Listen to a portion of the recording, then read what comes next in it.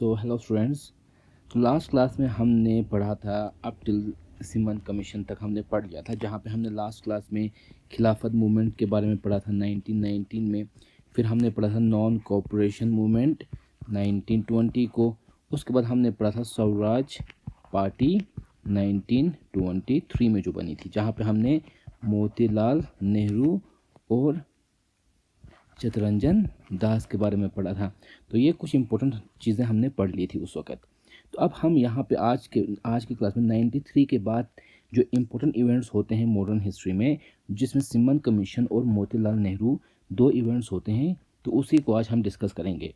और इस डिस्कशन के बाद हम सिविल डिसोबीडियंस मूवमेंट को भी इस लेक्चर में पढ़ेंगे।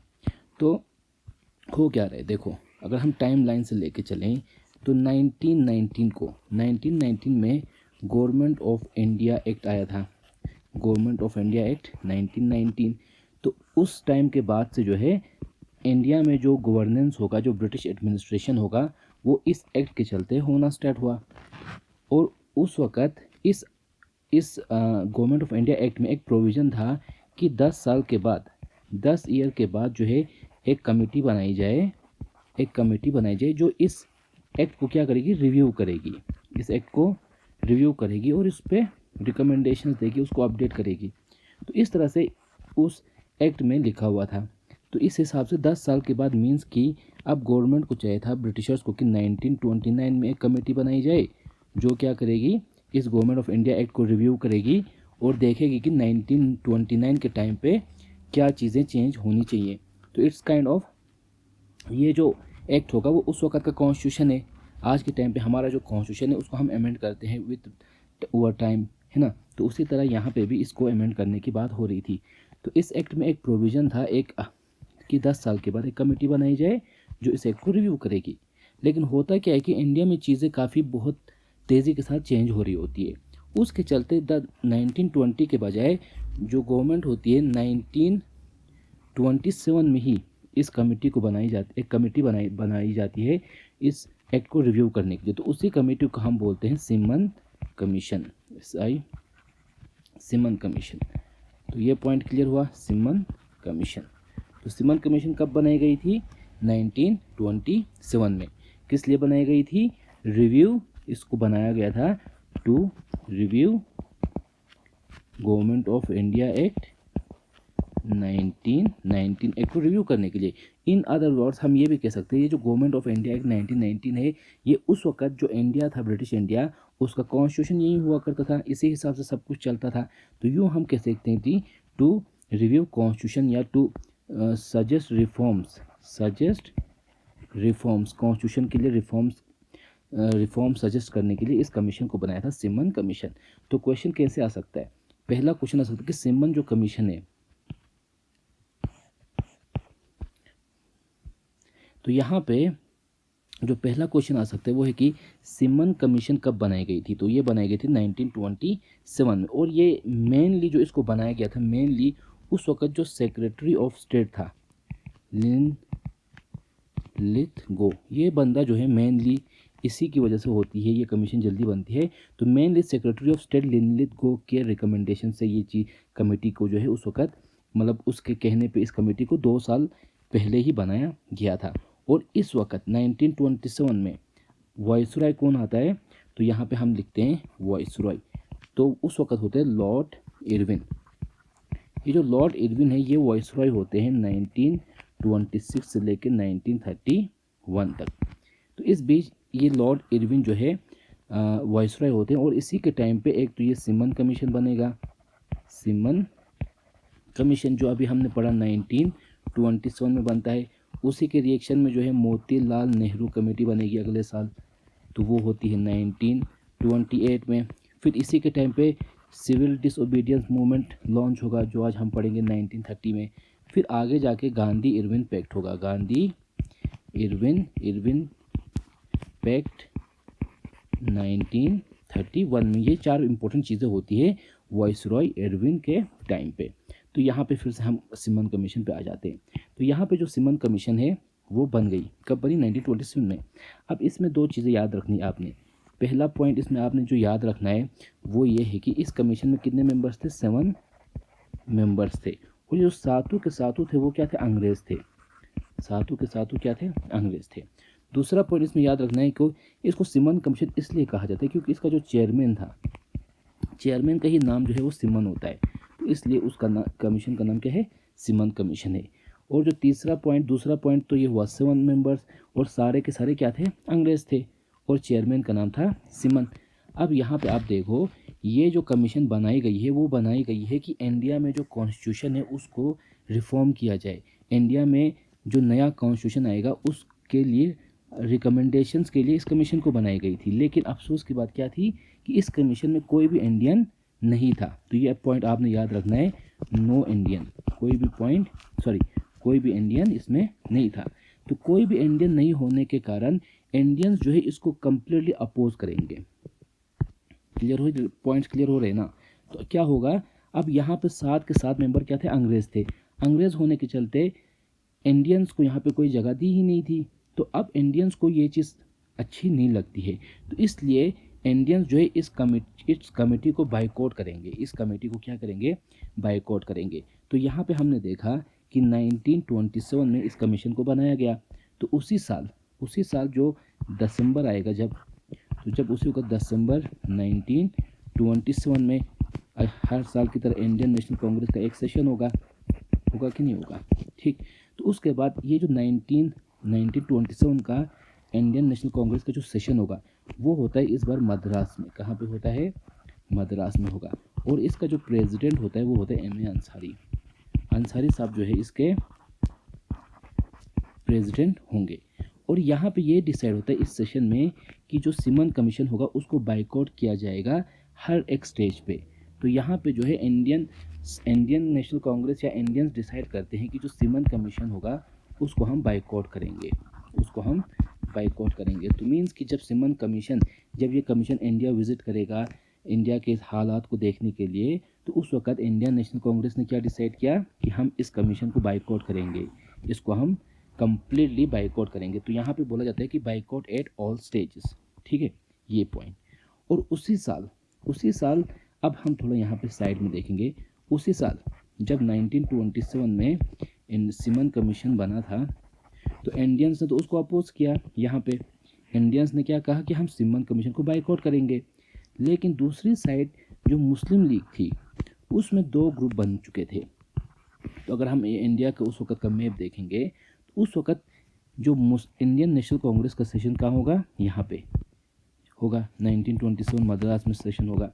लेकिन जो मुस्लिम लीग के 2 सेशन होते हैं, एक होते हैं यहाँ पे लाहौर में, एक होता है यहाँ पे कलकत्ता में।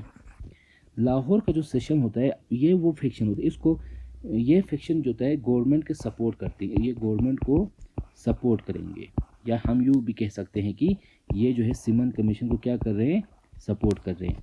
लेकिन ये फैक्शन था कलकत्ता फैक्शन, जिसको लीड कर रहा था मोहम्मद अली जिन्ना जो है इस फैक्शन को लीड कर रहे थे। इस फैक्शन ने डिसाइड किया कि जो सिमन कमीशन आएगी इंडिया में उसको हम क्या करेंगे, बाइकआउट करेंगे। तो यहाँ पे आप देख सकते हो जो जिन्ना फैक्शन है वो और कांग्रेस दोनों एक साथ जो है सिमन कमीशन को ये भी बाइकआउट करना चाह रहे थे और ये भी बाइकआउट करेंगे। तो यहाँ पे क्लियर हो गया, आई होप यहाँ पे आपका पॉइंट क्लियर हुआ होगा। तो यहाँ पे जो क्वेश्चन क्या आ सकते हैं, क्वेश्चन आ सकता है सिमन कमीशन कब बना था, हमने देख लिया। कितने मेंबर्स थे, 7 मेंबर्स थे, सारे के सारे क्या थे, अंग्रेज थे। और उसके बाद उसका चेयरमैन का नाम क्या था, सिमन था, इसलिए कमीशन का भी नाम सिमन कमीशन कहलाया गया। तो उसी साल इंडियन नेशनल कांग्रेस ने इस सिमन कमीशन को क्या किया, बाइकआउट किया। तो 1927 जो सेशन होता है वो कहाँ पे होता है, मद्रास में। उसको हेड कौन करते हैं, M.A. अंसारी। और वहाँ पे क्या डिसाइड करते हैं इंडियन नेशनल कांग्रेस कि हम जो सिमन कमीशन है उसको हर स्टेज पे हर जगह बाइकआउट करेंगे। लेकिन दूसरी तरफ जो मुस्लिम लीग होती है उसमें 2 फैक्शन आएंगे। एक फैक्शन लाहौर में होगा जो गवर्नमेंट के सपोर्ट में बैठेगा, एक ग्रुप उनका होगा जो कलकत्ता में एक अपना सेशन रखेगा जिनको लीड करते हैं मोहम्मद अली जिन्ना, और ये डिसाइड करते हैं कि हम जो सिमन कमीशन है उसको बाइकआउट करेंगे। तो इस तरह से चीज़ें हो रही होती हैं। उसके बाद क्या होगा, अब हम थोड़ा आगे आएंगे। उसके बाद ये जो सिमन कमीशन है ये इंडिया आती है 2 बार, एक तो जनवरी 1928 में आएगी, फिर आगे जाके फरवरी की मार्च 1928, 2 बार इंडिया ये आ जाती है। और दोनों दफ़े जब ये इंडिया आती है तो इंडियन नेशनल कांग्रेस ने क्या कहा था कि हम इसको बाइकआउट करेंगे, इसको हम क्या करेंगे, बाइकआउट। तो जब भी ये जो सिमन कमीशन कहीं पे भी विजिट करती थी तो वहाँ पे ब्लैक फ्लैग्स,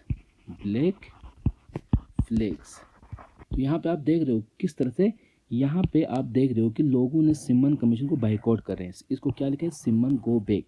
तो हर जगह जहाँ कहीं पे भी सिमन कमीशन जब आएगी, जब भी कहीं जाएगी तो काले झंडों के साथ, ब्लैक फ्लैग्स के साथ सिमन कमीशन गो बैक के इस तरह के प्रोटेस्ट होने लगेंगे इंडिया में। तो इस तरह से जो है चीज़ें होने लगती हैं। और अब मुझे यहाँ पे एक क्वेश्चन आपको मुझे बताना है, किस एक्ट को जो है ब्लैक एक्ट कहा गया था, ब्लैक एक्ट, किस एक्ट को ब्लैक एक्ट कहा गया था, गांधी ने कहा था, किस एक्ट को कहा था, ये आपके लिए क्वेश्चन है। तो आप मुझे ग्रुप में इसका आंसर दे सकते हैं। तो यहाँ पे हम वापस आते हैं सिमन कमीशन में। तो सिमन कमीशन को क्या कर रहे हैं, अब इंडियंस जो है इनको हर जगह से बाइकआउट कर रहे हैं, और जहाँ जहाँ सिमन कमीशन जा रहा है वहाँ पे काले झंडे लेके गो सिमन गो बैक के नारे लगते हैं। तो इस तरह से चीज़ें होती हैं। और उसी वक्त अब यहाँ पे एक पॉइंट याद रखना और 2 पॉइंट याद रखने आपने। पहला पॉइंट, उस दिन मैंने कहा था कि जो एक्सट्रीमिस्ट होते हैं उसमें 3 इम्पोर्टेंट, एक तो यहाँ पे पंजाब में था, एक महाराष्ट्र में, एक बंगाल में। ये यहाँ जो एक्सट्रीमिस्ट होते हैं, एक्सट्रीमिस्ट हमने क्या किस किस का नाम लिया था, लाल, बाल और पाल। लाल मीन्स लाला लाजपत राय, इसकी बात करी थी, जिसको हम क्या बोलते हैं, जिसको दूसरा नाम था पंजाब केसरी, इसका दूसरा नाम क्या था, पंजाब केसरी। और जो आपने याद रखना, केसरी नाम का एक न्यूज़पेपर भी हुआ करता था, जो किसने लॉन्च किया था, बाल गंगाधर तिलक ने। ये पॉइंट सारे मैंने आपको प्रीवियस क्लासेस में बता दिए हैं, तो यहाँ पे आपने कंफ्यूज नहीं होना है। दूसरा होता है बाल गंगाधर तिलक, और तीसरा होता है बिपिन चंद्र पाल। तो अभी हम कहाँ पे हैं, अभी हम हैं अराउंड 1928 के टाइम पे, और उस वक्त यहाँ पे लाला लाजपत राय की हम बात करेंगे। तो जो लाला लाजपत राय हैं वो यहाँ पे पंजाब रीजन में एक्टिव होते हैं। तो हमने जैसे कहा कि इंडिया में डिसाइड हुआ कि सिमन कमीशन को लेके हर जगह बाइकआउट होगा, हर जगह सिमन कमीशन को लेके प्रोटेस्ट होगा। तो उसी तरह से यहाँ पंजाब में भी जो है, पंजाब में भी प्रोटेस्ट चल रहे थे, और उस प्रोटेस्ट को लीड कौन कर रहा था, उसको लीड कर रहा था लाला लाजपत राय। लाला लाजपत राय पंजाब में एंटी सिमन कमीशन के प्रोटेस्ट को लीड कर रहा था। तो वहाँ पे क्या होता है कि प्रोटेस्ट के दौरान पुलिस जो है लाठीचार्ज करती है प्रोटेस्टर्स पे, जहाँ पे इस लाला लाजपत राय की डेथ हो जाती है पुलिस लाठीचार्ज के कारण। तो जो एक इम्पोर्टेंट पर्सनैलिटी इंडिया में फ्रीडम स्ट्रगल के टाइम पे जो लाला लाजपत राय होते हैं, उनकी डेथ हो जाती है 1928 में।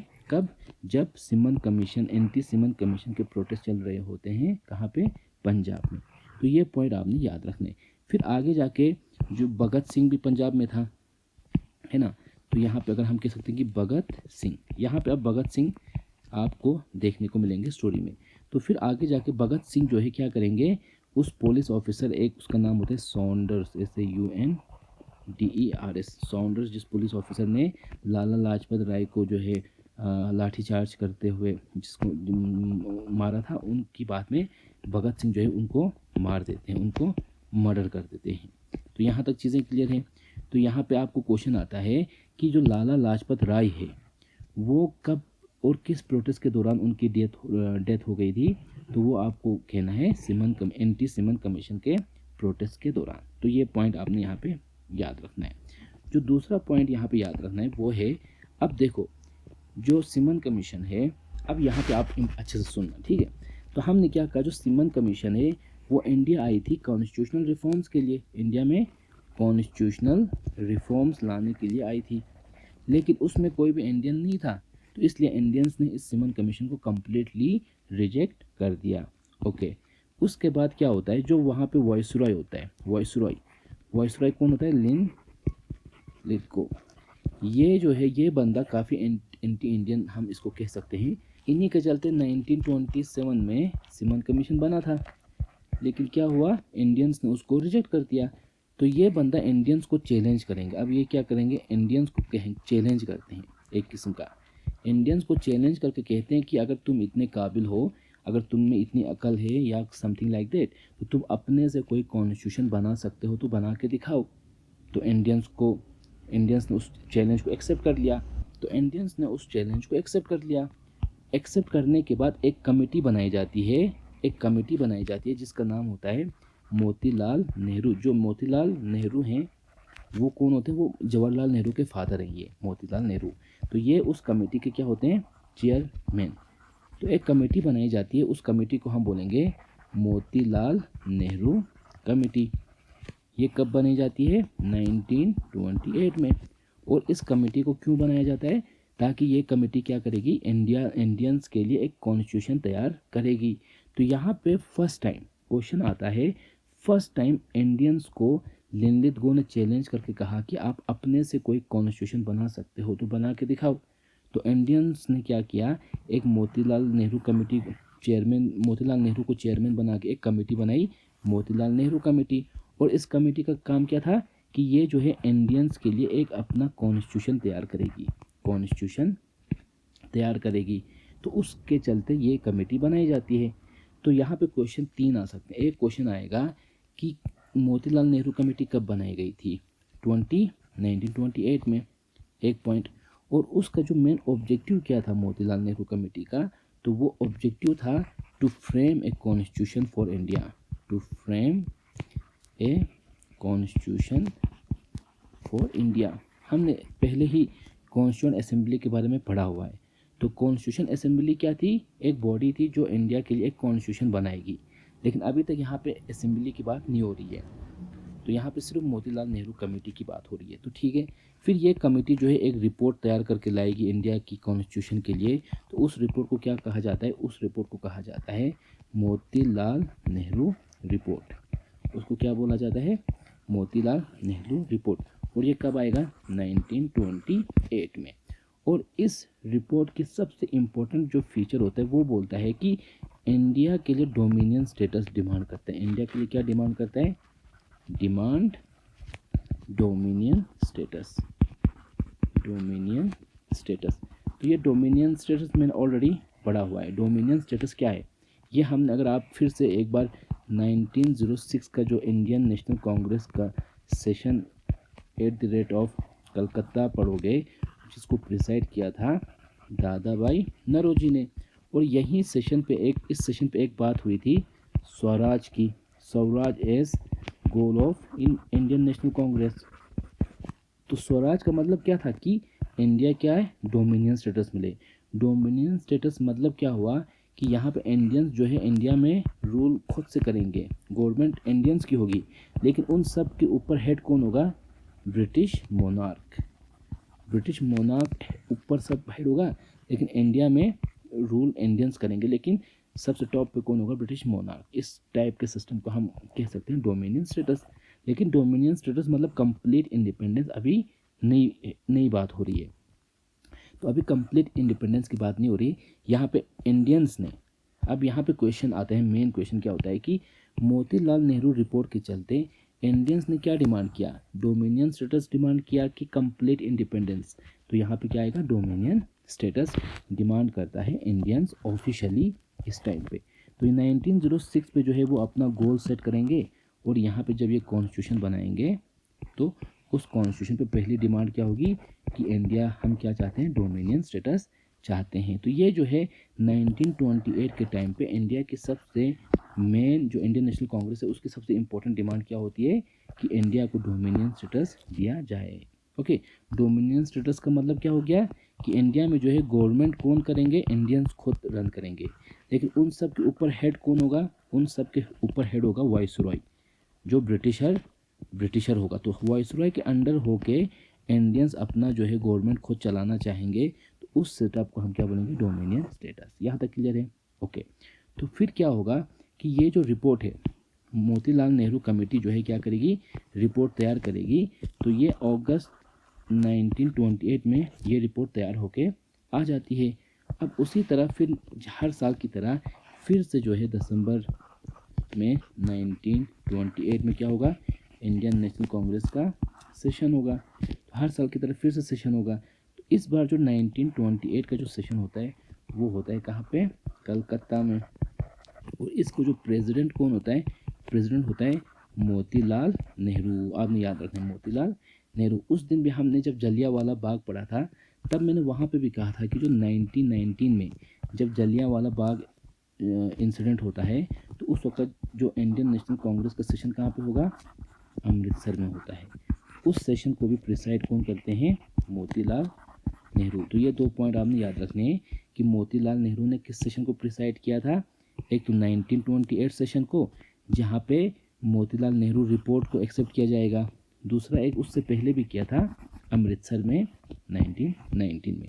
अब वापस हम अपने टॉपिक पे आएंगे। तो हो क्या रहा है फिर से यहाँ पे देखो, अब दिसंबर में इंडियन नेशनल कांग्रेस सेशन होगा कहाँ पे, कलकत्ता में। इस बार वहाँ पे प्रेसिडेंट कौन होंगे, मोतीलाल नेहरू प्रेसिडेंट होंगे। और इस सेशन में क्या डिसाइड होता है, जो मोतीलाल नेहरू रिपोर्ट है उसको एक्सेप्ट किया जाता है इंडियन नेशनल कांग्रेस की तरफ से, उसको एक्सेप्ट किया जाता है। और यहाँ पे गवर्नमेंट से अब जो ब्रिटिश है, इंडियन नेशनल कांग्रेस जो है अब ब्रिटिशर्स को ये रिक्वेस्ट करती है कि आप इस मोतीलाल नेहरू रिपोर्ट को एक्सेप्ट करके इसको इम्प्लीमेंट किया जाए कहाँ पे, इंडिया में। अगर हम अभी देखें तो 1928 में किस हिसाब से गवर्नमेंट हो रही है, तो वो हो रही है गवर्नमेंट ऑफ इंडिया एक्ट 1919। जो एक्ट था उस एक्ट के चलते इंडिया में एडमिनिस्ट्रेशन हो रही है।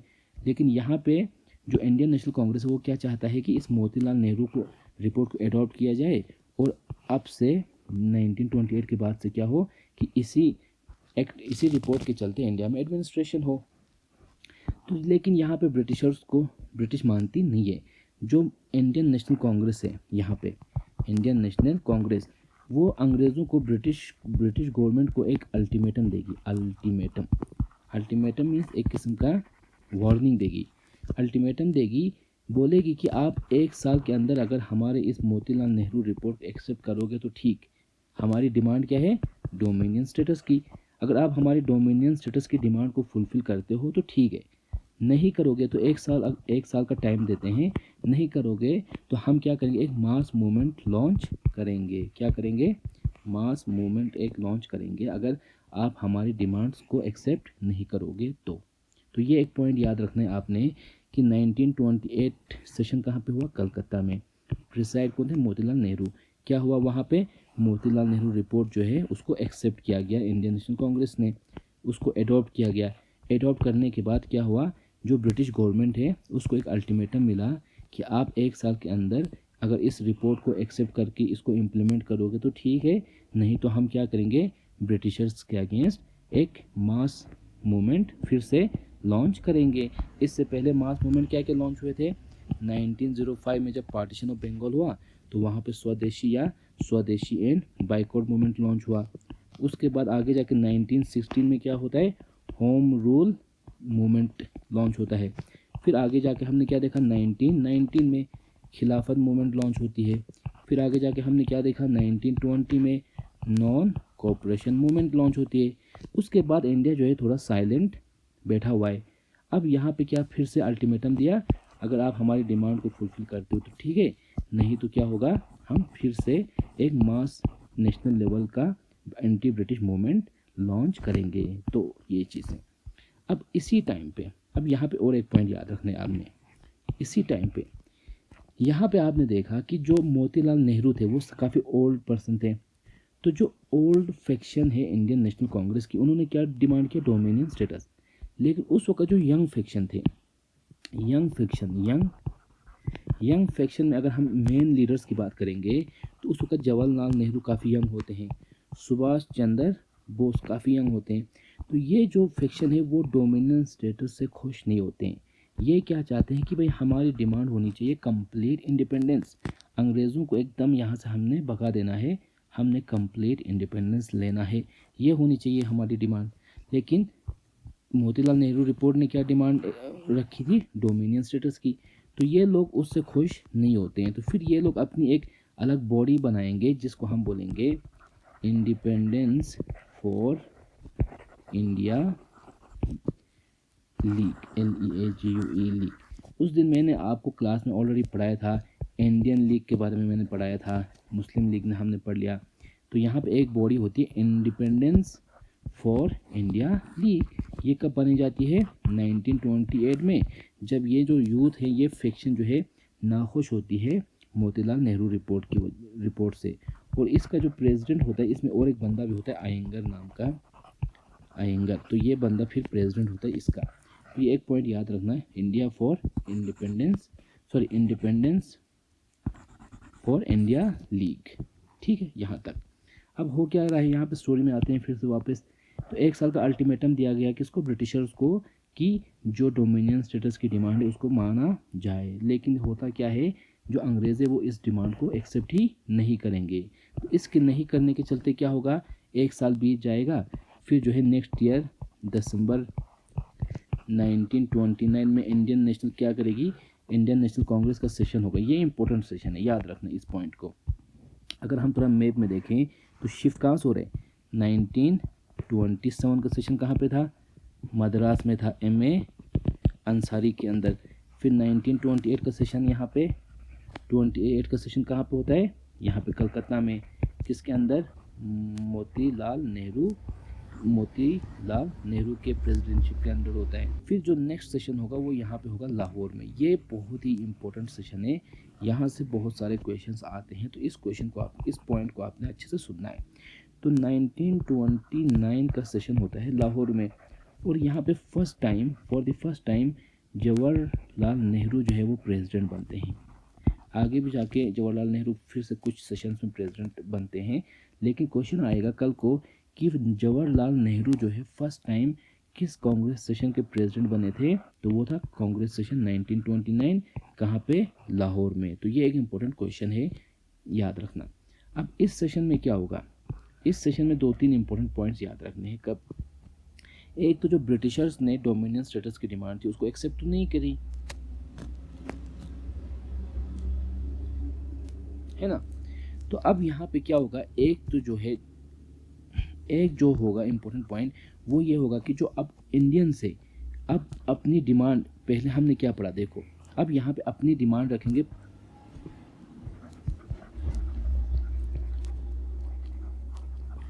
पूर्ण स्वराज। अब डिमांड क्या होगी, ये पूर्ण स्वराज, गोल ऑफ इंडियन नेशनल कांग्रेस। हमने पहले पढ़ा था 1906 में गोल क्या रखा था, गोल सेट किया इन्होंने स्वराज का, स्वराज मीन्स डोमिनियन स्टेटस। लेकिन अब यहाँ पे 1929 सेशन में क्या पूर्ण स्वराज गोल रखा, मीन्स इंडियन नेशनल कांग्रेस पूर्ण स्वराज मतलब क्या हुआ, कंप्लीट इंडिपेंडेंस। अब ब्रिटिशर्स को उन्होंने कहा था भाई आप हमारा डोमिनियन स्टेटस की जो डिमांड है उसको मान जाओ, लेकिन अंग्रेज़ नहीं मानने के चलते अब अगले साल 29 में क्या होगा, अब कांग्रेस बोलेगा भाई हमारी डिमांड अब क्या है, आज के बाद से फुल इंडिपेंडेंस ही हमारा गोल है, ये पॉइंट। और इसी सेशन में ये डिसाइड किया कि जनवरी, अभी हम कहाँ पे है, दिसंबर 2019 पे, अभी हमें यहाँ पे दिसंबर 29 पे सेशन हो रहा है। तो इस सेशन में ये डिसाइड किया कि जनवरी 30 से इस डेट को हम अपना इंडिपेंडेंस डे मनाएंगे। और आगे जाके क्या होता है, जनवरी 1930 को, जनवरी 26, सॉरी यहाँ पे याद रहा, जनवरी 26 को क्या बोला जाएगा, यहाँ पे इस सेशन में कांग्रेस डिसाइड करता है कि जनवरी 26 को हम क्या अपना इंडिपेंडेंस डे मानेंगे। और उसी के चलते नेक्स्ट अभी दिसंबर में सेशन चल रहा है, सेशन के बाद जो जनवरी 26 आएगा 1930 का, उस वक्त जवाहरलाल नेहरू जो है इंडिपेंडेंस सेलिब्रेट करेंगे, जहाँ पे झंडा वो होगा। और आगे जाके हम क्या करते हैं, इसी जनवरी डे को हम अपना रिपब्लिक डे के लिए सेलेक्ट करते हैं, जब हमारा कॉन्स्टिट्यूशन फोर्स में आएगा। ये चीज़ें मैंने पॉलिटी में पढ़ाई थी आपको, तो आपको याद होना चाहिए। फिर दूसरा पॉइंट यहाँ पे याद रखना है आपने कि इस सेशन में अब गांधी को फिर से इंडियन नेशनल कांग्रेस क्या बोलती है, गांधी को आप एक लॉन्च करो नया मास मूवमेंट, एक आप लॉन्च करो मास मूवमेंट। तो यहाँ पे गांधी को फिर से अथॉरिटी दी जाती है कि फिर से एक मास मूवमेंट आप लॉन्च करें। तो ये कब होता है, ये सब चीज़ें होती हैं 1929 सेशन, लाहौर सेशन में। और उसका प्रेसिडेंट कौन होता है, जवाहरलाल नेहरू। तो यहाँ पे गांधी को फिर से अथॉरिटी मिलती है कि आप एक मास मूवमेंट लॉन्च कर सकते हैं। तो इस तरह से चीज़ें अब मतलब डेवलप हो रही होती हैं। और इसी तरह आगे जाके क्या होगा, जो ब्रिटिशर्स है वो लोग 1930 में ब्रिटिश जो है वो सिमन कमीशन की जो रिपोर्ट होगी उसको एक्सेप्ट करती है, उसको एक्सेप्ट करेगी। और इसी सिमन कमीशन रिपोर्ट के बेसिस पे, इसी के बेसिस पे आगे जाके क्या होगा, गवर्नमेंट ऑफ इंडिया एक्ट 1935 जो है वो इनेक्ट होगा, जो इंडिया का आगे जाके ये नया कॉन्स्टिट्यूशन बनेगा। किसके रिकमेंडेशन के चलते बना था, तो वो होता है सिमन कमीशन की रिपोर्ट के बेसिस पे गवर्नमेंट ऑफ इंडिया एक्ट 1935 बना था। तो यहाँ से हमारी स्टोरी ख़त्म होती है with regards to Simon Commission और with regards to Motilal Nehru report. फिर हम नेक्स्ट आएंगे हमारे टॉपिक पे, वो होता है civil disobedience movement. Civil disobedience movement क्या होगा, देखो अब हमने अभी अभी पढ़ा कि 1929 लाहौर सेशन में जिसको प्रिसाइड किया था जवाहरलाल नेहरू ने, वहाँ पे क्या डिसाइड होता है कि वहाँ पे जो इंडियन नेशनल कांग्रेस है वो गांधी से, महात्मा गांधी से कहती है कि आप एक मास मूवमेंट को लॉन्च कर सकते हो, आप एक मास मूवमेंट को लॉन्च करो। तो इसी के चलते हम टाइमलाइन से आएंगे, देखो इसी के चलते ये दिसंबर 1929 में हो रहा है। इसी के चलते गांधी क्या करेंगे, आगे जाके मार्च 1930 में स्टार्ट करेंगे दांडी मार्च। और देखो दांडी मार्च का मतलब क्या होता है, यहाँ पे देखो जो उस दिन मैंने एक टॉपिक में पढ़ाया था कि यहाँ पे गुजरात है, गुजरात में यहाँ पे साबरमती आश्रम है, साबरमती आश्रम जहाँ पे गांधी रहा करते थे। अब गांधी क्या करेंगे, इस साबरमती आश्रम से चल के पैदल मार्च करेंगे। यहाँ पे एक कोस्ट के साथ, समंदर के सामने एक जगह होती है डांडी नाम की, उस जगह तक वो लोग पैदल मार्च करके आएंगे। तो इसी को क्या बोलेंगे हम, दांडी मार्च। अब देखो हो क्यों रहा है, यहाँ पे इंडियन नेशनल कांग्रेस ने इस सेशन में गांधी को अथॉरिटी दी कि आप एक नेशनल लेवल पे मास मूवमेंट को स्टार्ट कर सकते हो। तो गांधी क्या करेगा, अब यहाँ पे सॉल्ट लॉ को वायलेट करेगा। उसकी उस वक्त 1930 में गवर्नमेंट ने एक लॉ पास किया हुआ था जिसके चलते इंडियंस जो है सॉल्ट या नमक नहीं बना सकते हैं। उस लॉ के हिसाब से इंडियंस जो है नमक नहीं बना सकते हैं, जबकि नमक सबसे एक इम्पोर्टेंट बेसिक नेसेसिटी है। तो गांधी क्या करेगा, साबरमती आश्रम से आएगा, यहाँ पे कोस्टल एक जगह है दांडी, वहाँ पे आएगा, वहाँ आके जो है वो साल्ट फॉर्मेशन करेगा, साल्ट मैन्युफैक्चर करेगा। यहाँ पे आके वो क्या करेगा, सॉल्ट मैन्युफैक्चर करेगा। तो यहाँ पे आके वो नमक बनाएगा। नमक बनाने से क्या हुआ, जो ब्रिटिश का लॉ था उसको उसने तोड़ दिया। तो इसी को हम बोलेंगे सिविल डिसओबीडियंस मूवमेंट, वहाँ से स्टार्ट होगा। तो गांधी जो है मार्च 1930 को साबरमती आश्रम से निकलेगा, साबरमती आश्रम से निकलेगा दांडी की तरफ। तो उसी को हम क्या बोलते हैं, दांडी मार्च। फिर आगे जाके अप्रैल 6 1930, लगभग एक महीने के बाद जो है वो दांडी में पहुंचेगा। दांडी जगह जहाँ पे है, यहाँ पे दांडी जगह में पहुंचेगा। यहाँ पहुंच के वो क्या करेगा, सॉल्ट को मैन्युफैक्चर करेगा, सॉल्ट बनाएगा। तो इस सॉल्ट को बनाने से क्या हुआ, जो ब्रिटिश का लॉ था जिसने सॉल्ट मैन्युफैक्चर को बैन किया हुआ था इंडियंस के लिए, उस लॉ को गांधी ने क्या किया, यहाँ पे ब्रेक किया। और इसीलिए ये जो सिविल डिसओबीडियंस मूवमेंट है जो 1930 में स्टार्ट होती है, इसको हम दूसरे नाम से भी जानते हैं जिसको बोलते हैं सॉल्ट सत्याग्रह। तो यहाँ पे आपने याद रखना है जो इम्पोर्टेंट है, अभी तक हमने क्या क्या पढ़ा, देखो 1917 में महात्मा गांधी, ये सब पॉइंट्स किसके रिलेटेड है, महात्मा गांधी के रिलेटेड। तो 1917 में महात्मा गांधी ने कौन सा किया था, चंपारण सत्याग्रह 1919 में किया था। फिर हमने 1918 में दो सत्याग्रह पढ़े थे, एक अहमदाबाद सत्याग्रह, अहमदाबाद मिल स्ट्राइक जिसको हम अहमदाबाद सत्याग्रह भी बोलते हैं, इस है ना। उसी साल क्या हुआ था, खीदा सत्याग्रह, दूसरा जो हुआ था खीदा सत्याग्रह। और जो चंपारण सत्या है इसको फर्स्ट सिविल डिसओबीडियंस मूवमेंट भी कहते हैं। जो मिल स्ट्राइक है इसको क्या कहा था, फर्स्ट हंगर स्ट्राइक गांधी का, फर्स्ट हंगर स्ट्राइक गांधी का था। खीदा सत्याग्रह को कहा था फर्स्ट नॉन कोऑपरेशन मूवमेंट या नॉन कोऑपरेशन मूवमेंट यहाँ पे हुआ था। फिर हमने क्या देखा, 1919 में गांधी ने क्या लॉन्च किया था, रौलाट सत्याग्रह लॉन्च किया था अगेंस्ट, सत्याग्रह लॉन्च किया था अगेंस्ट किसके चलते, रौलाट एक्ट के चलते, जिसको गांधी ने क्या बोला था, ब्लैक एक्ट भी गांधी ने उसको कहा था। फिर उसी के चलते फिर जलियांवाला बाग मैसेकर होता है, ये वो चीज़ें। फिर 1919 में नवंबर में क्या होता है, गांधी जो है ऑल इंडिया खिलाफत कॉन्फ्रेंस के प्रेसिडेंट भी बन जाते हैं, ठीक है नहीं। उसके बाद आगे जाके हम क्या देखते हैं, 1920 में गांधी को जो है, महात्मा गांधी को अथॉरिटी दी जाती है इंडियन नेशनल कांग्रेस की तरफ से कि आप जो है नॉन कोऑपरेशन मूवमेंट को लॉन्च करें। तो नॉन कोऑपरेशन मूवमेंट लॉन्च किया गांधी ने। फिर आगे हमने क्या देखा, 1922 में जब चोरी चोरा इंसिडेंट होता है, चोरी चोरा इंसिडेंट जब होगा, उसके चलते क्या होता है, महात्मा गांधी यहाँ पे अपना नॉन कोऑपरेशन मूवमेंट को एंड करेंगे, उसको सस्पेंड करेंगे। तो इस तरह से चीज़ें हो रही होती हैं। अब यहाँ पे हम 1930 में वापस आ जाते हैं गांधी को लेके। तो 1930 में अब गांधी को अथॉरिटी मिली क्या, कि सिविल डिसोबीडियंस मूवमेंट को आप लॉन्च करो। तो इसको हमने क्या बोला, सॉल्ट सत्याग्रह। तो ये सारे इंपॉर्टेंट सत्याग्रह आपको याद होने चाहिए। क्या क्या, चंपारण सत्याग्रह, अहमदाबाद मिल स्ट्राइक सत्याग्रह, अहमदाबाद सत्याग्रह भी इसको बोलते हैं, खीरा सत्याग्रह 1918 में, फिर 1919 में रौलाट सत्याग्रह, फिर 1919 में खिलाफत मूवमेंट के साथ जुट गए गांधी, 1920 में नॉन कोऑपरेशन मूवमेंट स्टार्ट किया, है ना। अब 1930 में क्या हो रहा है, सिविल डिसोबीडियंस मूवमेंट या सॉल्ट सत्याग्रह, जहाँ पे पहला क्या था, डांडी मार्च। तो यहाँ पे जो पहला चीज़ था वो था डांडी की तरफ से, डांडी की तरफ जाना, ये इसको हम बोलेंगे डांडी मार्च। अब गांधी यहाँ पहुँच गए अप्रैल 6, 1930 को। यहाँ पहुँच के गांधी ने सॉल्ट मैन्युफैक्चर किया और जो गवर्नमेंट का लॉ था उसको ब्रेक किया। इसके चलते गवर्नमेंट क्या करेगी, ब्रिटिशर्स गांधी और उसके दोस्तों को अरेस्ट करेंगे।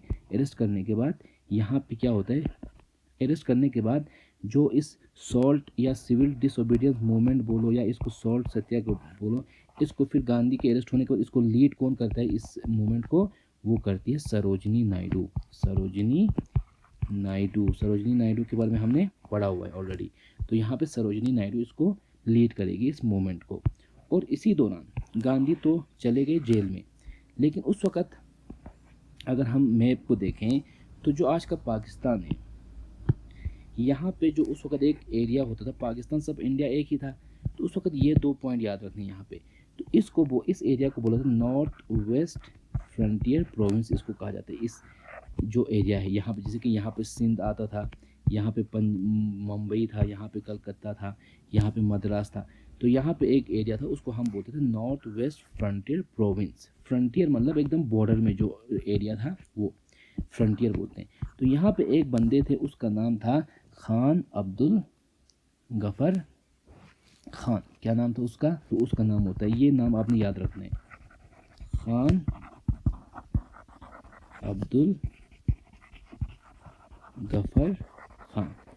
एक पॉइंट, इसने क्वेश्चन आता है खान अब्दुल गफर खान, या क्वेश्चन इस तरह से आएगा कि नॉर्थ वेस्ट फ्रंटियर प्रोविंस जो ये स्टेट थी या ये रीजन था, वहाँ पे सिविल डिसओबीडियंस मूवमेंट को कौन लीड कर रहा था वहाँ पे, तो खान अब्दुल गफर खान था। या इस तरह से क्वेश्चन आएगा कि खान अब्दुल गफर खान जो है कहाँ पे सिविल डिसओबीडियंस मूवमेंट को लीड कर रहे थे, तो वो यहाँ पे कर रहे थे नॉर्थ वेस्टर्न फ्रंटियर प्रोविंस में। एक पॉइंट। दूसरा पॉइंट, इनके रिलेटेड आपने 3 पॉइंट याद रखने। एक पॉइंट तो हमने यहाँ पे बोल दिया, दूसरा पॉइंट जो आपने याद रखने, इनको बोला जाता है frontier Gandhi, FRNTI, frontier Gandhi. कल को आपको पूछा जाएगा कि फ्रंटियर गांधी किसको कहा जाता है, तो वो कहा जाता है खान अब्दुल गफर खान को। तीसरा पॉइंट जो याद रखना है, इन्होंने एक बॉडी या एक ऑर्गेनाइजेशन बनाई थी जिसका नाम था खुदाई खिदमतगार। खुदाई खिदमतगार, खुदाई खिदमतगार ऑर्गेनाइजेशन किसकी या बॉडी किसकी बनाई हुई थी, तो ये थी खान अब्दुल गफर खान। फिर इंडिया पाकिस्तान का पार्टीशन होता है, फिर आगे जाके ये जो खान अब्दुल गफर खान है, ये पहले ऐसे इंसान बनते हैं जो पहले फॉरेनर बनते हैं जिनको मेडल मिलता है। कौन सा मेडल, भारत रत्न का। भारत रत्न जो इंडिया का सबसे हाईएस्ट सिविलियन अवार्ड है, वो फर्स्ट टाइम किसी फॉरेनर को जब मिलता है तो वो कौन होते हैं, खान अब्दुल गफर खान जो है फर्स्ट फॉरेनर होते हैं जिनको भारत रत्न मिला होता है। ये 4 पॉइंट आपने याद रखना है। और ये जो मद्रास रीजन है यहाँ पे जो सिविल डिसोबीडियंस मूवमेंट या इसको हम सॉल्ट सत्याग्रह भी कहेंगे, तो उसको लीड कौन कर रहे थे साउथ इंडिया में? उसको वहाँ पर जो लीडर था वो था राजा गोपाल आचारी। राजा गोपाल आचारी, तो ये बंदे काफ़ी इम्पोर्टेंट पर्सनैलिटी है राजा गोपाल आचारी। तो ये यहाँ पे लीड कर रहे थे। इसके रिलेटेड आपने एक फैक्ट याद रखना है, वो क्या है? देखो, राजा गोपाल आचार्य के रिलेटेड आपने एक फैक्ट याद रखना है, वो ये है कि जब 1947 को इंडिया आज़ाद होता है, उससे पहले यहाँ पे ब्रिटिश का टाइम है। ब्रिटिश के टाइम पे क्या होता है, एक वायसरॉय हुआ करता था। तो 1947 में यहाँ पे उससे पहले जो ब्रिटिश का वायसरॉय था वो था लॉर्ड माउंटबेटन। फिर इंडिया आज़ाद होगा। आज़ाद होने के बाद फिर यहाँ पे जो गवर्नर जनरल ऑफ इंडिया की पोस्ट आएगी, तो उस वक्त इनिशियल स्टेजेस में यही लॉर्ड मेटन कंटिन्यू करेंगे इंडिया का गवर्नर जनरल ऑफ इंडिया भी। और इनके टेन्योर ख़त्म होने के बाद यहाँ पे जो फर्स्ट इंडियन आएगा, फर्स्ट इंडियन पोस्ट इंडिपेंडेंस यहाँ पे हम बात करें, ठीक है, तो यहाँ पे फर्स्ट इंडियन जो गवर्नर जनरल ऑफ इंडियन बनेंगे नेक्स्ट, वो यही राजा गोपाल आचार्य होंगे, जो इंडिपेंडेंस के बाद लॉर्ड माउंटबेटन के बाद जो गवर्नर जनरल ऑफ इंडिया होंगे यही। फिर क्या होगा, जनवरी 26, 1950 को इंडिया का कॉन्स्टिट्यूशन आएगा, ये गवर्नर जनरल ऑफ इंडिया की पोस्ट खत्म हो जाएगी। फिर हेड ऑफ द स्टेट कौन होता है? प्रेसिडेंट। और प्रेसिडेंट कौन बन जाता है? डॉक्टर राजेंद्र प्रसाद जो है फर्स्ट प्रेसिडेंट ओथ लेते हैं इस दिन। तो ये राजा गोपाल आचार्य याद रखना यहाँ पे मद्रास में इस मूवमेंट को लीड कर रहा था। और बाकी जो इम्पोर्टेंट लीडर्स थे जैसे कि गांधी है, नेहरू है, बोस है, इन सब को क्या किया है? ब्रिटिश ने अरेस्ट किया हुआ है। तो 1930s में गांधी, नेहरू, बोस ये सारे सिविल डिसओबीडियंस मूवमेंट के दौरान इन सब को अरेस्ट किया जाएगा। अब होगा क्या? अब यहाँ पे इम्पोर्टेंट राउंड टेबल कॉन्फ्रेंस होंगे। राउंड टेबल कॉन्फ्रेंस का मतलब होता है कि अब इंडियंस जो है, ब्रिटिशर्स जो है इंडियंस को इनवाइट करेंगे लंदन में। वहाँ पे एक राउंड टेबल होगी जहाँ पे सारे ब्रिटिशर्स इंडियंस बैठेंगे, यहाँ पे उनका प्राइम मिनिस्टर होगा, फिर यहाँ पे ये लोग इंडिया के मैटर्स को डिसाइड करेंगे। तो उसी को हम बोलेंगे राउंड टेबल कॉन्फ्रेंस। तो इस फोटो को देखो, यहाँ पे क्या हो रहा है, ये अंग्रेज़ बैठे हैं, फिर यहाँ पे इंडियंस को बुलाया जाएगा, यहाँ पे इंडियंस होंगे, यहाँ पे या यहाँ पे इंडियन। तो इस तरह से एक टेबल के अराउंड जो है मैटर्स डिस्कस होंगे कि इंडिया की डिमांड्स को रिलेटेड या जो भी उनकी वहाँ पे उस वक्त चीज़ें होती है उस रिलेटेड यहाँ पे एक बहुत बड़ी डिस्कशन होती है। उसी चीज़ को हम क्या बोलेंगे? Round table conference. तो यहाँ पे तीन राउंड टेबल कॉन्फ्रेंस होंगी। क्या होंगी? तीन जो है राउंड टेबल कॉन्फ्रेंसेस होंगी। और ये राउंड टेबल कॉन्फ्रेंसेस कहाँ पे होते हैं? ये सारे लंदन में होंगे, इंग्लैंड में होंगे, वहाँ पे ब्रिटिशर्स के वहाँ पे। तो अब देखो, अब इन तीन राउंड टेबल कॉन्फ्रेंस में आपने जो क्वेश्चन क्या आते हैं, देखो, राउंड टेबल कॉन्फ्रेंस 1 ये होती है 1930 दिसंबर के टाइम पे लगभग, है ना। अब इस वक्त जो है इंडियन सारे जेल में हैं। हमने यहाँ ऊपर पढ़ा कि मार्च अप्रैल में जब यहाँ पे सिविल डिसोबीडियंस मूवमेंट चल रहा था तो सारे इंडियंस को तो इन्होंने जेल में डाला। तो उस वक्त इंडियन नेशनल कांग्रेस का कोई भी इस राउंड टेबल कॉन्फ्रेंस में नहीं था। तो इसके चलते देखा कि ब्रिटिशर्स ने बाकी छोटे मोटे लोगों को तो बुलाया हुआ था, लेकिन जो मेन लीडर्स थे नेहरू, बोस, गांधी, पटेल, ये सारे इन सारों को तो उन्होंने जेल में डाला हुआ था। तो इसलिए इसमें कोई अच्छा सा आउटकम इंडिया को लेके नहीं आएगा। तो इनको रियलाइज़ होता है भाई ये गांधी और नेहरू इन सब के बगैर तो हम कुछ भी नहीं अचीव कर पाएंगे। तो फिर क्या होगा? फिर ये वापस आएंगे। फिर जनवरी 1931 में इंडिया में क्या होगा? जो गांधी है, नेहरू है, बोस है, इन सब को जेल से रिलीज़ किया जाएगा। क्या किया जाएगा? रिलीज़ किया जाएगा। उसके बाद फेब मार्च के दौरान 1931 में क्या होगा? एक पैक्ट साइन किया जाएगा। अभी यहाँ पे वाइसरॉय कौन है? वाइसरॉय है इरविन, लॉर्ड इरविन वाइसरॉय है। और गांधी और नेहरू इनको जेल से निकाल दिया। फिर दूसरी साइड से यहाँ पे गांधी होंगे, इंडियन नेशनल कांग्रेस के लीडर।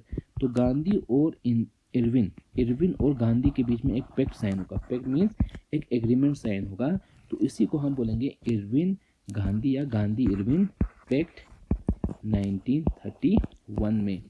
अब इस पैक्ट में क्या होगा? इसमें यह होगा कि अंग्रेज़ जो है वो ये बोलते हैं गांधी से कि देखो गांधी जी, आपके बगैर तो यहाँ पे राउंड टेबल कॉन्फ्रेंस में कोई भी प्रोडक्टिव चीज़ नहीं हो पा रही है। तो गांधी इरविन जो है गांधी से रिक्वेस्ट करेगा, गांधी मतलब इंडियन नेशनल कांग्रेस से रिक्वेस्ट करेगा कि आप जो है राउंड टेबल कॉन्फ्रेंस में पार्टिसिपेट करोगे, और बदले में गांधी जो है इरविन से कुछ अपनी डिमांड्स रखेगा।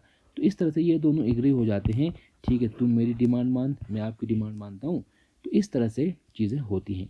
तो यहाँ पे जो इरविन की तरफ से जो इम्पोर्टेंट डिमांड होती है वो होती है गांधी को, इरविन जो है गांधी से कहेगा जो सिविल डिसोबीडियंस मूवमेंट चल रहा है आप उसको क्या करो, एंड करो, उसको सस्पेंड करो, उसको आप सस्पेंड करो। एक ये डिमांड होती है। दूसरी डिमांड होती है गांधी से कि जो नेक्स्ट राउंड टेबल कॉन्फ्रेंस होगा उसमें जो है आप इंडियन नेशनल कांग्रेस की तरफ से आप जो है उसमें पार्टिसिपेट करोगे। क्या करोगे, पार्टिसिपेट करोगे। तो यहाँ पे गांधी मान जाएगा। तो इस इरविन गांधी पैक्ट के चलते गांधी क्या करेगा, सिविल डिसओबीडियंस मूवमेंट को क्या करेगा, एंड करेगा। तो इस तरह से हम अगर देख सकेंगे तो यहाँ पे अगर हम देखें तो जो सिविल डिसओबीडियंस मूवमेंट जिसको सॉल्ट सत्याग्रह भी हमने कहा वो स्टार्ट कब हुआ था, वो अप्रैल 1930 से स्टार्ट होगा, फिर एंड होगा लगभग यही मार्च 1931। किसके चलते, गांधी इरविन पैक्ट के चलते वो सिविल डिसोबीडियंस मूवमेंट कुछ इस तरह से एंड होगा। उस दिन हमने क्या पढ़ा, नॉन कोऑपरेशन मूवमेंट जो स्टार्ट हुआ था कब, दिसंबर 1920 सेशन में स्टार्ट हुआ था गांधी के लीडरशिप में।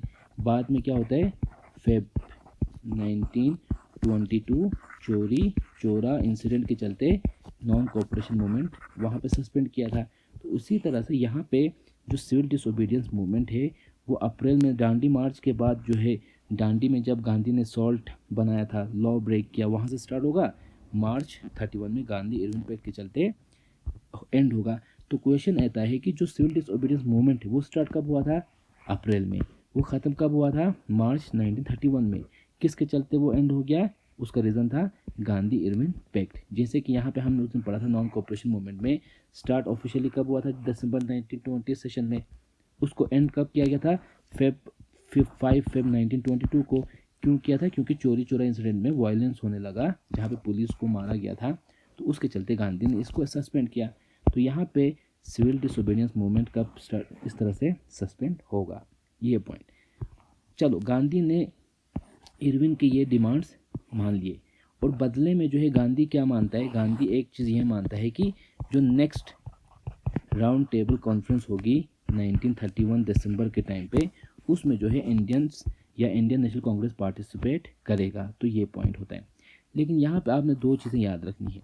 गांधी की एक डिमांड होती है, हमने उस दिन कहा जो भगत सिंह है उसने एक अंग्रेज़ को मारा था और कुछ रीज़न की वजह से वो जेल में है। भगत सिंह अभी कहाँ पे, जेल में है। हम अभी है 1931 मार्च, हम अभी हैं मार्च 1931 के टाइम पे। तो भगत सिंह उस वक्त जेल में होता है जिसको फांसी की सज़ा सुनाई जाती है, ऑलरेडी फांसी की सज़ा सुनाई हुई होती है। तो यहाँ पे गांधी जी इरविन से चाहते हैं कि ये जो भगत सिंह की फांसी की सज़ा है, मौत की जो सज़ा दी गई है, उसको ख़त्म किया जाए, मतलब उसको कुछ सालों के लिए ही जेल में रखने के लिए कुछ इस तरह का कुछ करें, इसकी जो सज़ाए मौत है उसको ख़त्म किया जाए बोल के गांधी इरविन को रिक्वेस्ट करेगा। लेकिन जो इरविन है वो उसको नहीं मानता है। तो कल को क्वेश्चन आता है कि गांधी के किस डिमांड को इरविन ने नहीं माना था, तो जो भगत सिंह के जेल की सज़ा या सज़ाए मौत की सज़ा को सस्पेंड करने की जो डिमांड थी गांधी की, उसको इरविन ने नहीं माना था। ये एक इम्पोर्टेंट डिमांड होती है जो इरविन नहीं मानता है। किसकी डिमांड होती है, गांधी की। तो ये पॉइंट बाद में फिर आगे जाके 1932 में भगत सिंह और उनके दोस्तों को जो है वो फांसी दे देते हैं। तो इस तरह से अब हो क्या रहा है कि अब यहाँ पे मार्च फरवरी में गांधी इरविन पैक्ट साइन हो गया, गांधी मान गया कि नेक्स्ट राउंड टेबल कॉन्फ्रेंस में मैं आऊँगा, और इस तरह से चीज़ें होने लग जाती हैं।